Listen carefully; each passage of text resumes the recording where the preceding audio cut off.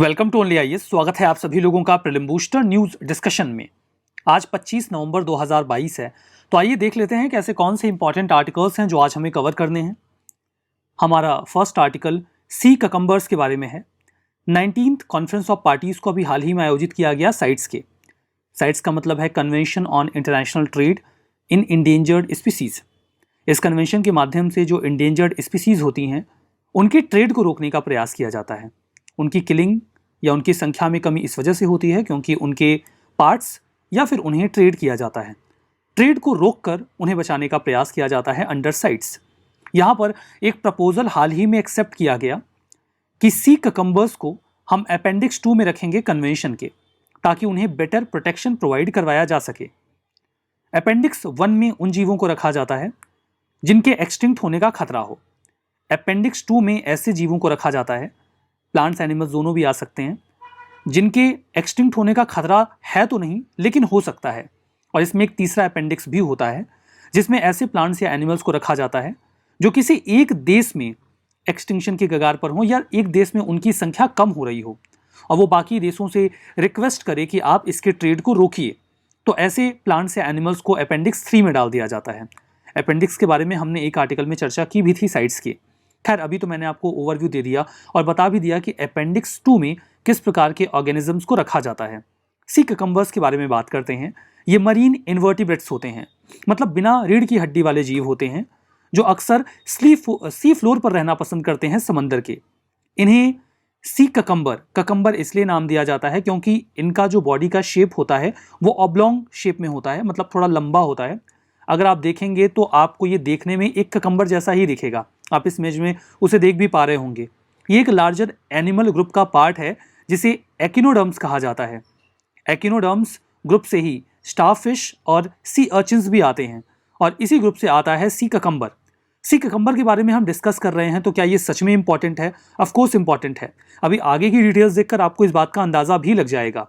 Distribution की बात करते हैं तो सी ककम्बर्स आपको वर्चुअली लगभग सभी मरीन इन्वायरमेंट में मिल जाएंगे पूरी दुनिया में। शैलो से डीप सी इन्वायरमेंट तक आप इन्हें देख सकते हैं। सी ककम्बर्स बेंथिक होते हैं। बेंथिक होने का मतलब यह है कि ये ओशन फ्लोर पे रहते हैं, बिल्कुल जमीन पे, समंदर के।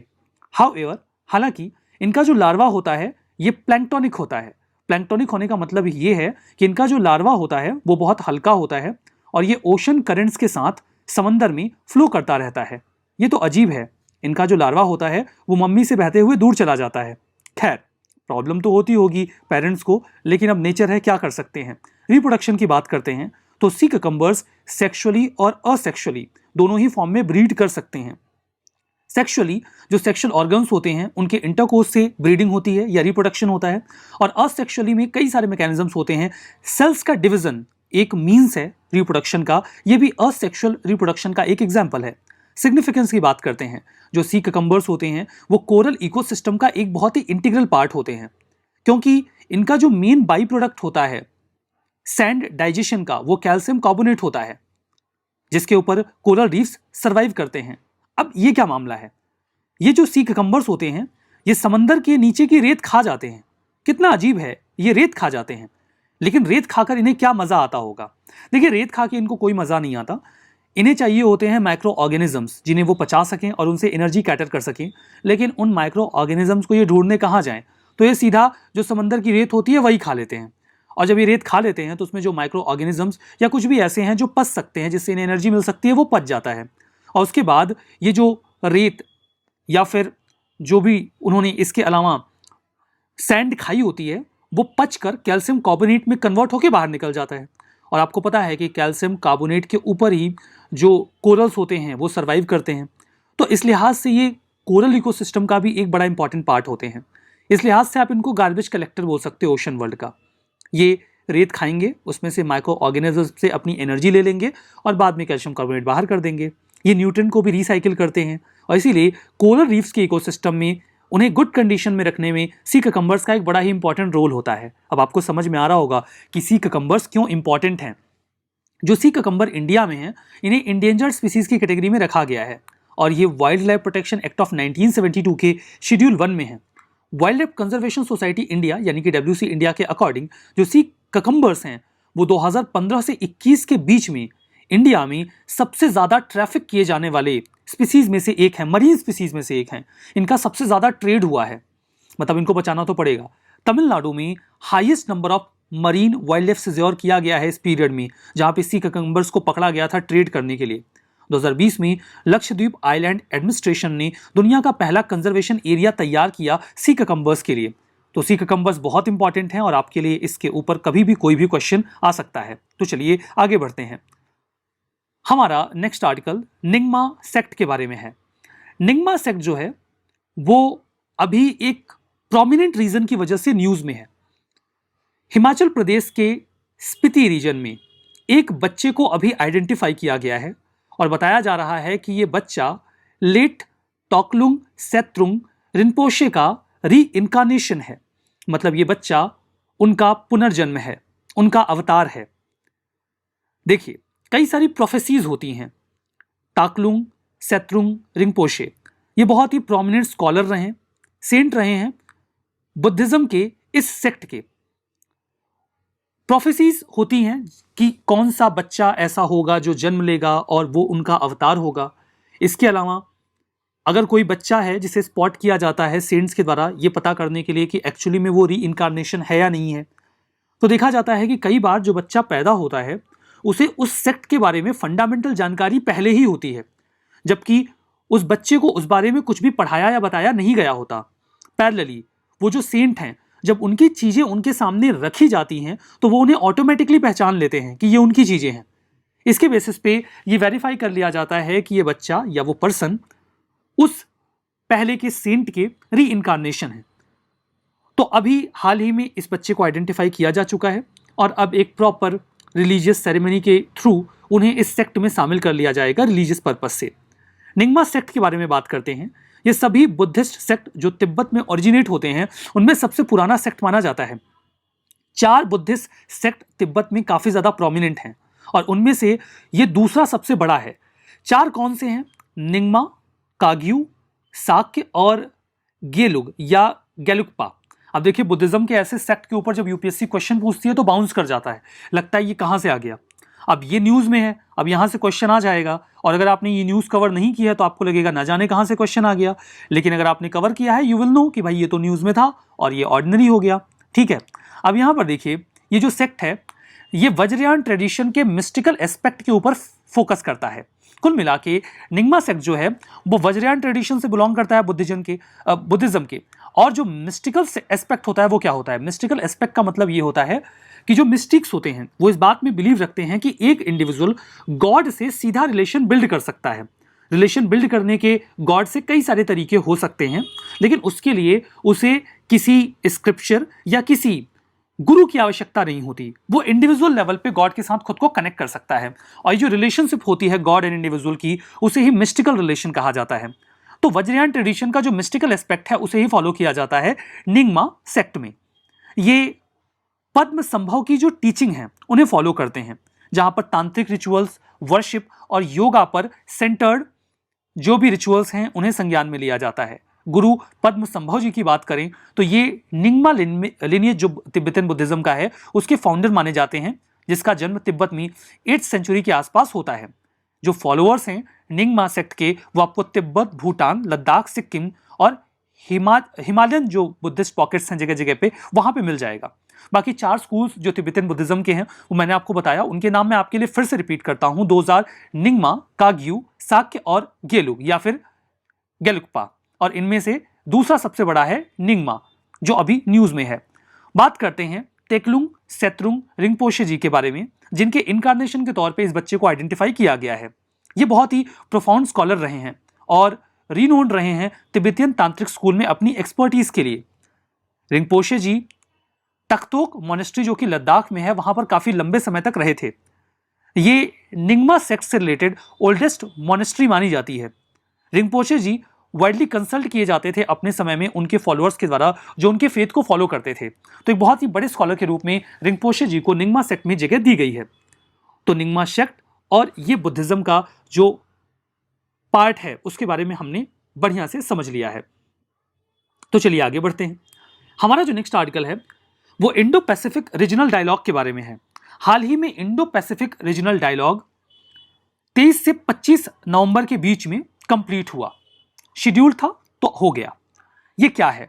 आईपीआरडी एक एपेक्स लेवल का इंटरनेशनल एनुअल कॉन्फ्रेंस है जिसे इंडियन नेवी के द्वारा ऑर्गेनाइज किया जाता है। नेशनल मैरीटाइम मतलब इंडियन नेवी इसे होल्ड करती है। नेवल मैरीटाइम फाउंडेशन NMF इसे ऑर्गेनाइज करता है। ठीक है, पर्पस की बात करते हैं कि इंडो पैसिफिक रीजनल डायलॉग का पर्पस क्या है। पर्पस तो यही है कि आइडियाज को हम आपस में एक्सचेंज करें और डेलिबरेशंस को प्रमोट करें मैरीटाइम इश्यूज पर जो इंडो पैसिफिक रीजन में काफी ज्यादा इंपॉर्टेंट हैं। थीम की बात करते हैं। थीम रही इस बार की operationalizing the Indo Pacific ocean initiative, IPOI। National maritime foundation की बात करते हैं जो इस डायलॉग को होस्ट करते हैं। तो नेशनल मैरीटाइम फाउंडेशन को स्टैब्लिश किया गया था 2005 में। ये एकमात्र मैरीटाइम थिंक टैंक है जो कॉन्सेंट्रेट करता है वाइड रेंज ऑफ एक्टिविटीज के ऊपर जो इंडिया के मैरीटाइम इंटरेस्ट के लिए बहुत ज्यादा जरूरी हैं और इंटरनेशनल ट्रैक्शंस में भी इंपॉर्टेंट हैं ताकि इंडिया इंडिपेंडेंट होकर ओरिजिनल पॉलिसी रिलेवेंट रिसर्च कर सके जो मैरीटाइम से रिलेटेड मैटर्स हैं उनके ऊपर। इंडो पैसिफिक ओशन इनिशिएटिव के बारे में बात करते हैं। ये जो इनिशिएटिव है इसे 2019 में इंडिया के द्वारा आर्टिकुलेट किया गया जब 14th ईस्ट एशिया समिट हुई थी। उस दौरान ये कॉम्प्रिहेंसिव और इंक्लूसिव कंस्ट्रक्ट है, मतलब एक मैकेनिज्म है जहां पर हम रीजनल कोऑपरेशन का प्रयास करते हैं 7 इंटरकनेक्टेड स्पोक्स या पिलर्स के ऊपर। ये 7 एरियाज या पिलर्स कौन से हैं जिनके ऊपर IPOI में इंटरकनेक्टेडनेस को इंश्योर करने की कोशिश की जाती है या कोऑपरेशन बिल्ड करने की कोशिश की जाती है। 2000 maritime security, maritime ecology, maritime resource, disaster risk reduction and management, trade connectivity and maritime transport, capacity building and resource sharing, science technology and academic cooperation. तो ये तो पूरा आर्टिकल IPOI के बारे में। चलिए आगे बढ़ते हैं। हमारा नेक्स्ट आर्टिकल अग्नि 3 के बारे में है। इंडिया ने अभी हाल ही में अग्नि 3 इंटरमीडिएट रेंज बैलिस्टिक मिसाइल को APJ अब्दुल कलाम आइलैंड जो उड़ीसा में है वहां से सक्सेसफुली लॉन्च किया है। अग्नि 3 थर्ड एंट्रेंट रहा अग्नि मिसाइल सीरीज में। इसे पहली बार 9 जुलाई 2006 को टेस्ट किया गया था और अनफॉर्चुनेटली एक टेक्निकल ग्लिच की वजह से यह सक्सेसफुल नहीं रहा और समंदर में जाकर गिर गया। हमें डिसअपॉइंटमेंट हुई, हमें ऐसा लगा कि हमारा अग्नि 3 सक्सेसफुल नहीं रहेगा, लेकिन अग्नि 3 ने आगे चल के कई सारे माइलस्टोन्स अचीव किए। जब हमने दोबारा 2007 में इसे टेस्ट किया तो ये सक्सेसफुल रहा और हमने तीसरी बार इसे 2008 में लॉन्च किया और ये एक बार फिर से सक्सेसफुल रहा। इसकी रेंज 3500 किलोमीटर की रही और इसके पास कैपेसिटी है 1.5 टन का वॉरहेड ले जाने की।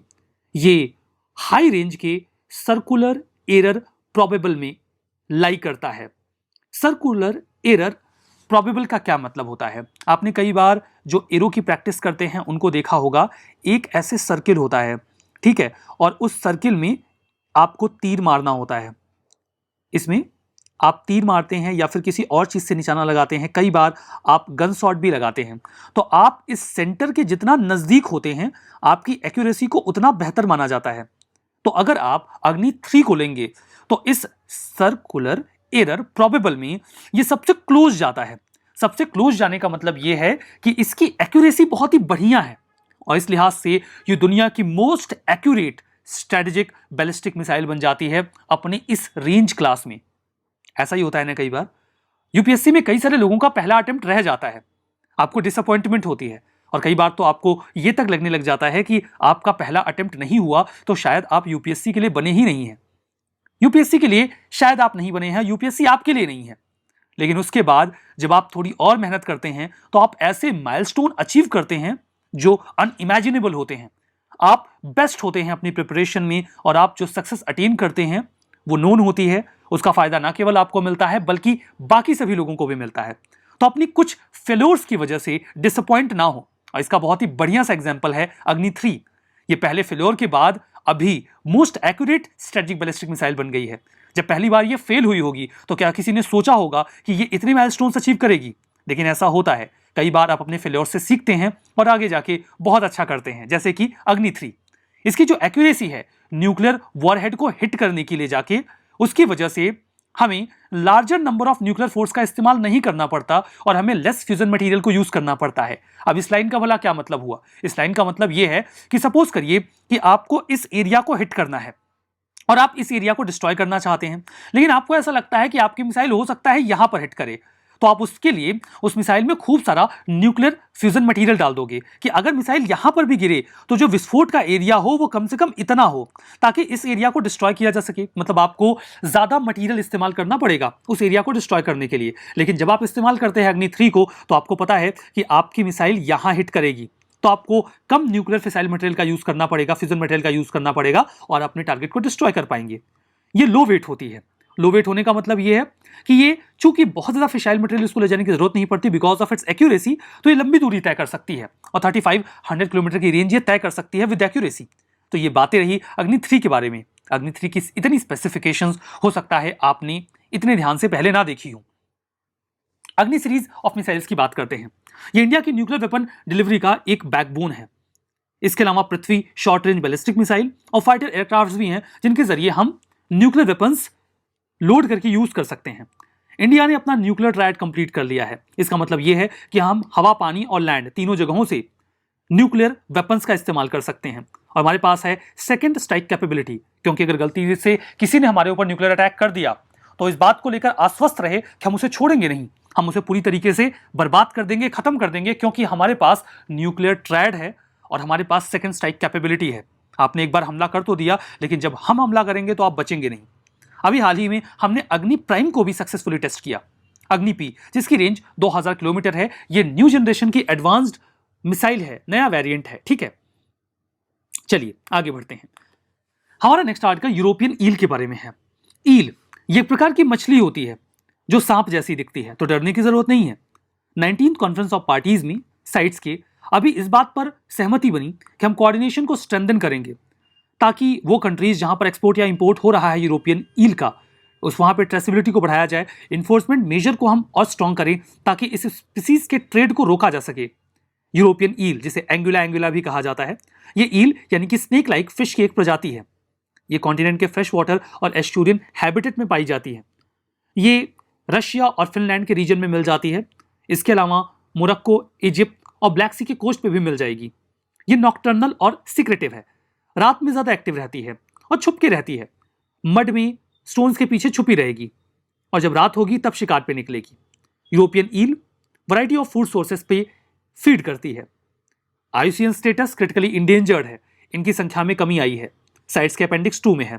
ये तो मामला रहा यूरोपियन ईल के बारे में। चलिए आगे बढ़ते हैं। हमारा next article gulf cooperation council के बारे में है। इंडिया गल्फ कोऑपरेशन काउंसिल ने एक बार फिर से डिसाइड किया है कि हम लोग अपनी बातचीत जो फ्री ट्रेड एग्रीमेंट पे है उसको फिर से स्टार्ट करेंगे। इसी रेफरेंस में गल्फ कोऑपरेशन काउंसिल आई न्यूज में। आइए चर्चा करते हैं। गल्फ कोऑपरेशन काउंसिल ये एक पॉलिटिकल और इकोनॉमिक अलायंस है 6 मिडिल ईस्टर्न कंट्रीज का। इसमें है Saudi Arabia, Kuwait, UAE, Qatar, Bahrain और ओमान। मैप में आप लोकेशन यहां देख सकते हो। ये है सऊदी अरेबिया, यहां पर है कुवैत, ये शेडोड एरिया जो है ये है बहरीन, ये है कतर, ये है यूएई और ये है ओमान। ध्यान दीजिएगा इसमें ईरान नहीं है। ईरान और सऊदी अरेबिया एक दूसरे के काउंटर कंट्रीज में काउंट किए जाते हैं। ज्यादातर संगठनों में जहां ईरान होगा वहां आपको सऊदी अरेबिया नहीं मिलेगा। बहुत रेयर ऐसा कोई ऑर्गेनाइजेशन हो सकता है जहां दोनों एक साथ मिले।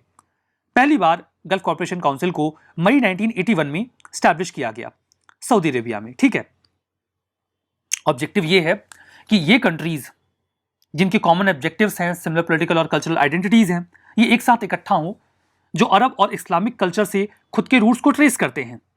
जो प्रेसिडेंसी है गल्फ कॉर्पोरेशन काउंसिल की वो एनुअली रोटेट करती रहती है इनके मेंबर स्टेट्स में। सुप्रीम काउंसिल इनकी सुप्रीम बॉडी, हाईएस्ट अथॉरिटी है, जहां पर मेंबर स्टेट्स बातचीत करते हैं और प्रेसिडेंसी पीरियोडिकली अल्फाबेटिकल ऑर्डर में रोटेट करती है। मिनिस्ट्रियल काउंसिल ये फॉरेन मिनिस्टर्स की बॉडी है, जो लोग बातचीत करते हैं हर 3 महीने में एक बार, और सुप्रीम काउंसिल के डिसीजंस को, न्यू पॉलिसीज को इंप्लीमेंट करने का प्रयास किया जाता है। सेक्रेटेरिएट जनरल ये एडमिनिस्ट्रेटिव आर्म है इस अलायंस का, जो पॉलिसी इंप्लीमेंटेशन को मॉनिटर करता है और मीटिंग्स वगैरह को अरेंज करता है। इंडिया का ट्रेड गल्फ कॉर्पोरेशन काउंसिल के साथ इंडिया का लार्जेस्ट ट्रेडिंग पार्टनर ब्लॉक है ये। हमारा इनका ट्रेड 154 बिलियन US डॉलर का है।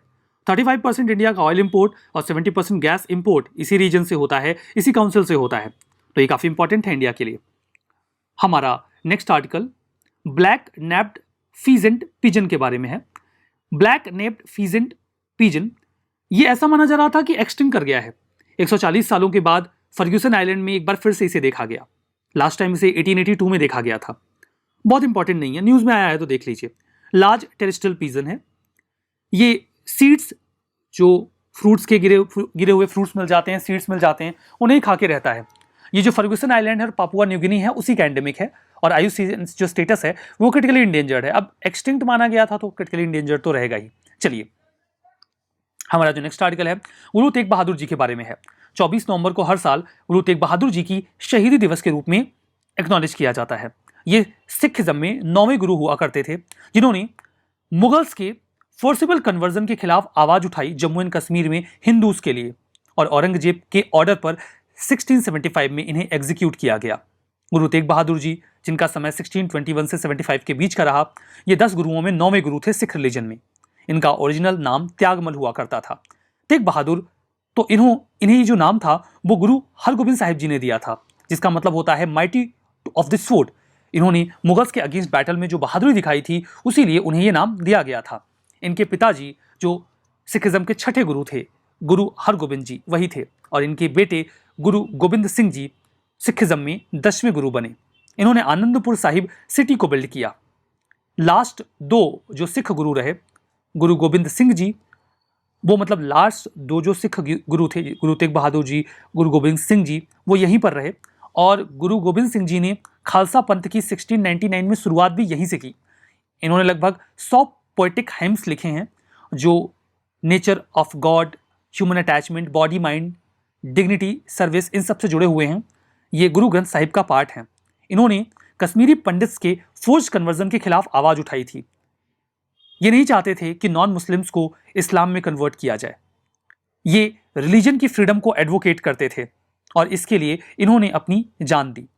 मार्टाइडम की बात करते हैं। इन्हें 1675 में पब्लिकली बिहेड किया गया था मुगल एम्परर औरंगजेब के ऑर्डर पे, क्योंकि इन्होंने खुद को इस्लाम में कन्वर्ट करने से मना कर दिया था।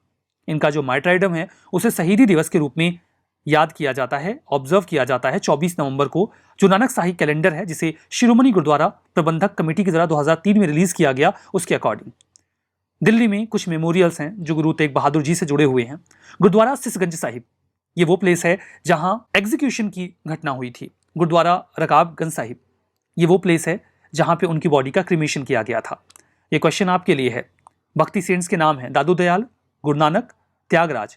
बताइए जब लोधी डायनेस्टी फेल करती है, कोलैप्स करती है और बाबर सत्ता हथिया लेता है, उसके बाद वो जो पूरा समय था उस दौरान इनमें से कौन प्रीच कर रहे थे? आपके पास ऑप्शंस हैं। सही जवाब की एक्सपेक्टेशन रहेगी कमेंट बॉक्स में। आइए रिवीजन करते हैं। यूरोपियन ईल क्रिटिकली इंडेंजर्ड है, सही बात है।